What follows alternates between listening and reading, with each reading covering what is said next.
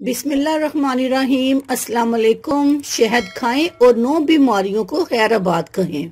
दुनिया भर में 20,000 से ज्यादा मक्खियाँ पाई जाती हैं, जिनमें से वाहिद मक्खी मधुमक्खी है जो शहद निकालती है। ये फूलों से रस चूसकर शहद निकालती है और इस शहद को आप सालों भी रख कर इस्तेमाल कर सकते हैं। ये कभी खराब नहीं होता। शहद एक ऐसी नेमत है कि इसके इस्तेमाल में हजारों बीमारियों का इलाज है। इसमें से चंद मंदरजा झैल हैं। शहद के हैरतअंगेज फवायद और तरीका इस्तेमाल। नंबर 1, अगर सुबह सवेरे 2 खाने के चम्मच शहद को नीम गर्म पानी में मिलाकर पिया जाए तो मेटाबॉलिज्म तेज हो जाता है, कुदरती तवानाई और ताकत आती है और थकन का एहसास नहीं होता। नंबर 2, अगर बच्चा रात में अचानक उठकर रोने लगे तो उसे रोजाना शहादत की उंगली से शहद चटा दें। रोना बंद करेगा और सो जाएगा। कुछ ही दिनों में अचानक रोना भी छोड़ देगा। नंबर 3, निहार मुंह। अगर शहद और नींबू का रस नीम गर्म पानी में मिलाकर पिया जाए तो इससे वजन बहुत तेजी से कम हो जाता है। इसके मुस्तकिल इस्तेमाल से जिस्म की इजाफी चर्बी पिघल जाती है। नंबर 4,